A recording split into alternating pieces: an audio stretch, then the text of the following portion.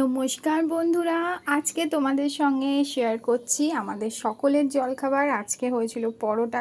আমার হাতে এখনও ময়দা লেগে আছে, কেন কি আমি নিজে মেখে করেছি। তো এই হচ্ছে আজকের পরোটা আর পোস্ত ছড়িয়ে আলু ভাজা। আমার বর খেয়ে বেরিয়ে গেছে 3টে পরোটা, কাজের দিদিরও খাওয়া হয়ে গেছে 3টে পরোটা। আর এটা গরম। আর এই 3টে হচ্ছে আমার, ঠিক আছে। আমি এখান থেকে আলু ভাজা নিয়ে নেব। আর এই দুটো হচ্ছে স্পেশালি তৈরি, মানে একটাই ঘি দেওয়া আছে, একটাই ঘি ছাড়া আছে। একটা হচ্ছে ডগিদের আর একটা হচ্ছে কাক, মানে ছাদের পাখিদের। আমি এটা এর ভেতরে রেখে দিলাম। আমি প্রত্যেক দিন এটা চেষ্টা করি না, আমি ম্যান্ডেটারি এটা করি যে নিজেদের খাওয়ার সাথে সাথে ওদের জন্যও একটু রাখি।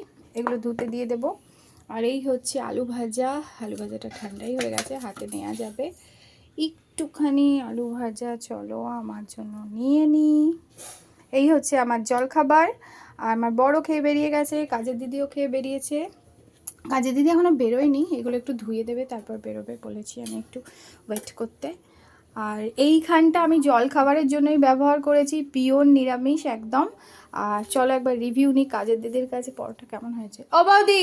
পরোটা কেমন হয়েছে? ভালো হয়েছে, দারুণ সুন্দর। ভালো লেগেছে? হ্যাঁ ঠিক আছে, তুমি চলে যাচ্ছ? হ্যাঁ। তাহলে ওইগুলো থাক, পরে ধুয়ে দেবে। Bye bye. চলো আমি এবার একটু বসে বসে খেয়ে নিই। টাটা। তুমি দরজাটা টেনে দিও, হ্যাঁ? আমি বেরিয়ে যাই, আমি পরে আটকে দেবো।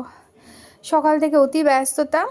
জলখাবারের টোটাল দায়িত্বটা আমাকেই নিতে হয়। সকাল থেকে দুবার চা, একবার জলখাবার। আর হাতে এখনও ময়দা আমার লেগে আছে, ভালো করে ধুতে হবে আমার। আর দুপুরের রান্নার দায়িত্বটা আমার থাকে না, কেন কি যেহেতু আমাদের হোম ডেলিভারির ব্যবসা আছে, ওখান থেকেই আমি দুপুরের খাবারটা আমার সরিয়ে নিই, আমার বরেরটাও সরিয়ে নিই, আমি ভেজগুলো সরিয়ে নিই, ভাতটা, ডালটা, সবজি যেগুলো হয় সেগুলো, চাটনিটা সরিয়ে নিই, আর দই আনলে তো থাকে। আর আমার বরের জন্য মাছ মাংস যেটা হচ্ছে সেটা সরিয়ে নিই, সাথে এগুলো থাকে। আর এই হচ্ছে লাইফ, চলছে আর কি কোনো রকমে।